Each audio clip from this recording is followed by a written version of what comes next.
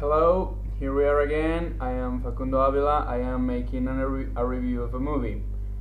This time I am going to review the latest vampire movie, Let Me In. Well, alright, probably not latest, but one of the newest. Alright, not newest, it's from the past year, but anyway, it's a movie about vampires. I just watched it 3 days ago. And here are my opinions about the movie. First of all, I'm going to go right off the handle. I'm going to start with a sentence that most of you are going to hate me for. Most of you are going to want to punch me in the face for saying this. I saw Let Me In, and I prefer Twilight.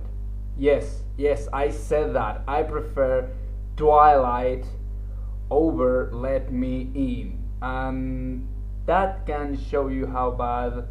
Alright, probably this movie is not bad, but how much I dislike this movie. I don't like this movie. I didn't like Let Me In. First of all, the first problem that it comes to this movie is that I don't know what genre can I put this movie in. And it's not like I like to classify movies and I want to classify everything that happens, but I want to know what I'm supposed to watch, what reactions I am supposed to expect from a movie. And I had two ideas about this movie. One, a horror film, and the second, this, I don't know, kind of supernatural type of history about a kid being friends of a vampire.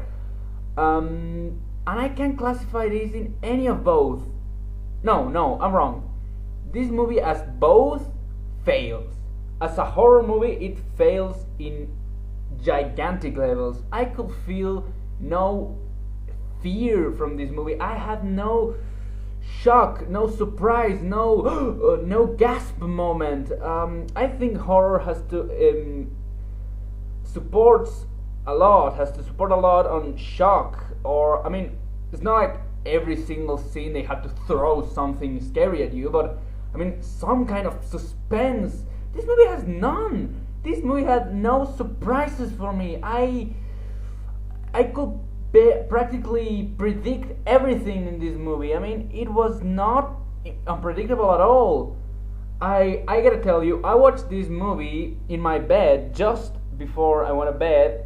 Everyone was asleep. It was night. It was dark. I was alone. Well, not alone in my house, but I was the only one awake. Everyone else were sleeping. I was watching this movie in my bed, in the middle of my dark room, and I feel no fear. I couldn't stop thinking that this movie is not really good. I mean, so as a horror movie, it failed, and as a vampire type of friendship movie, it fails too. It fails too because I couldn't feel no friendship between the two main protagonists. Alright, yeah, they're a little dorky with puzzles and Morse code and all that, but pretty much it was just this really awkward.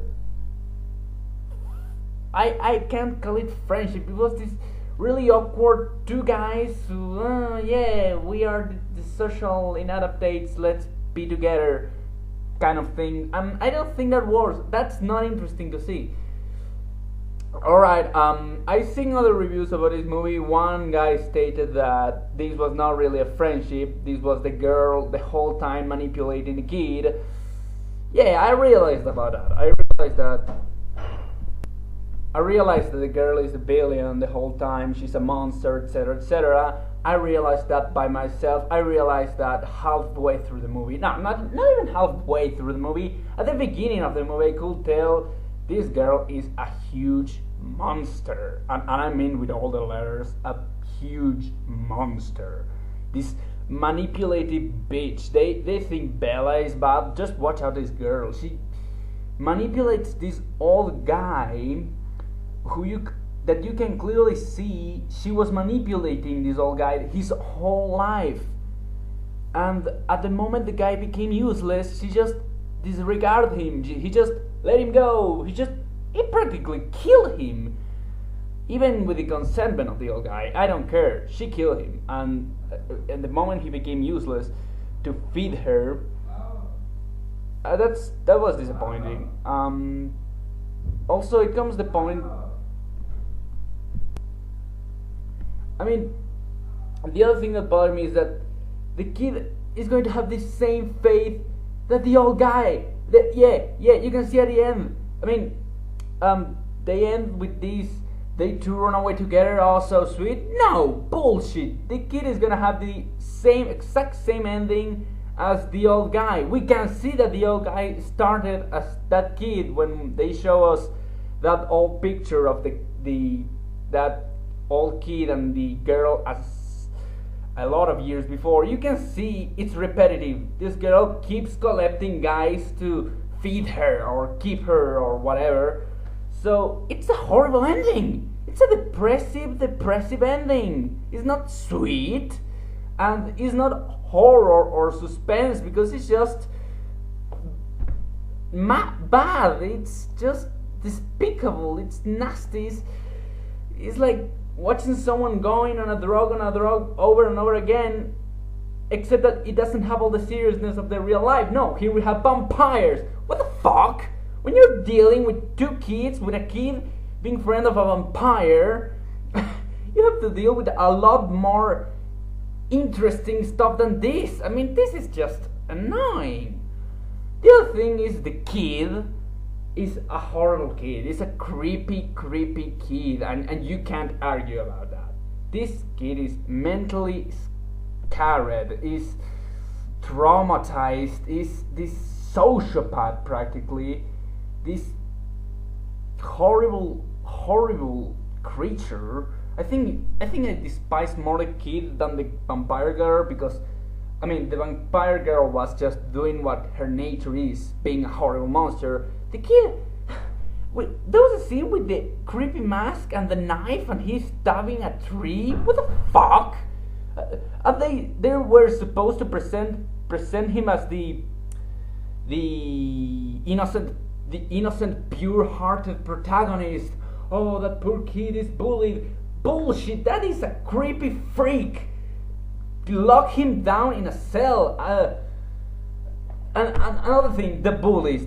Yeah, I'm taking out this pretty much the bully part about the nostalgia critic, but he has a point about the fact that these bullies have no motivation at all. I mean, yeah, well, we can sense that the main bully is mostly pushed by this bigger, older bully that I think is his older brother, some shit like that.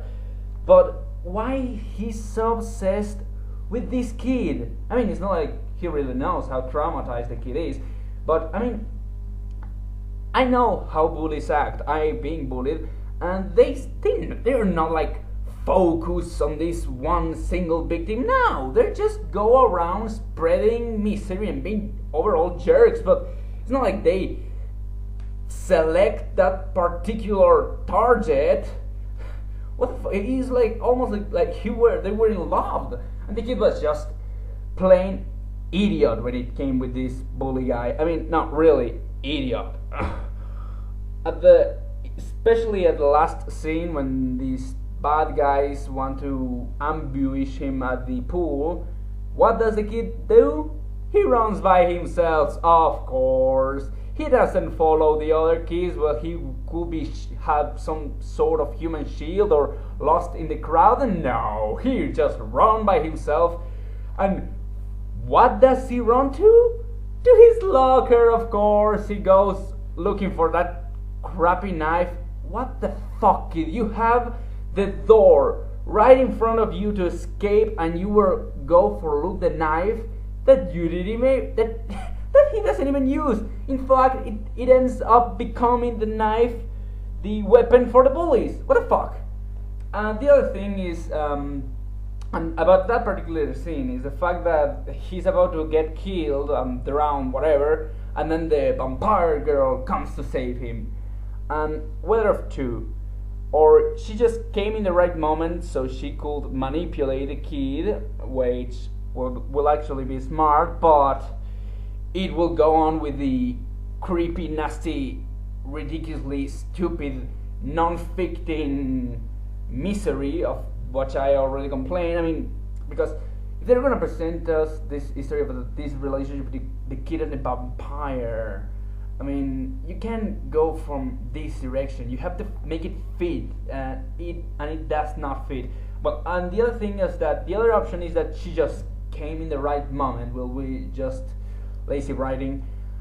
The other thing, the parents, the whole this all arguing between the Christian mother and I don't know what the fuck with the father. What the fuck with that? It doesn't go anywhere. It doesn't come from anywhere. It doesn't go anywhere. What the fuck? What else? What else? I want to go back to the point when I say I prefer Twilight. I still prefer Twilight. I mean, no, come on, people. Twilight, as bad as it was, it was. I mean, it was not trying to be. Twilight wanted to fit to what it was, and it kind of did. Though it was in a overall over dramatic stupid way, it fitted. It was this supposedly romance between a girl and a vampire, and yeah, they throw us the most sugarized stupid Mary Sue romance, but it was a vampire romance with the classical elements of romances in novels. This, I don't know what the fuck they want to throw at us. I'm talking about the American version. I'm just clearing at this point. I didn't saw the Swedish version. I didn't read the book. I'm just talking. I'm pretty sure that the American version make a lot of omittings. Respect the book. I don't feel that the movie respected the book. I hear it did, and if that is the case, then the book mustn't be really good. The vampire thing I hear is one of the vampire stuff here. It didn't really work for two reasons. They want to present us this of what I already speak about, the relationship, the key, the vampire stuff. But the kind of vampire they made the girl was way too gory, was way too monstrous. I mean, it didn't fit this kind of vampire. This kind of vampire is more of a Blade movie. It's more of a, I don't know, those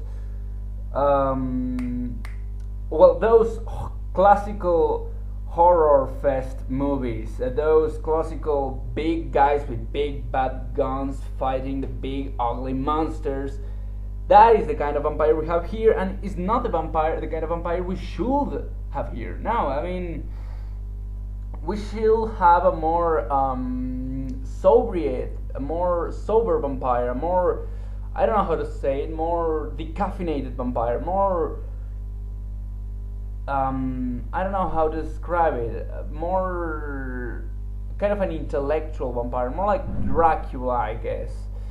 Not, of course, I'm not. You probably are thinking I'm saying this because of the pussy vampires of Twilight, but no, it is not necessary to go to that extreme. They can still show her as an animal. They can still show her violent. They can still show her gory, but they show her in those extremity limb twisting ways. You know what I mean? When she's climbing trees or attacking people, it didn't really felt like it was. I think this is mostly the fault of the special effects. They weren't really good. At least about the thing of the vampire stuff. It looks so false. Look at those exorcism movies. It didn't work. The girl was a good actress. Actually, she made a good role with her character and stuff like that. The kid didn't. I mean, or probably he did, but the character is just heinous.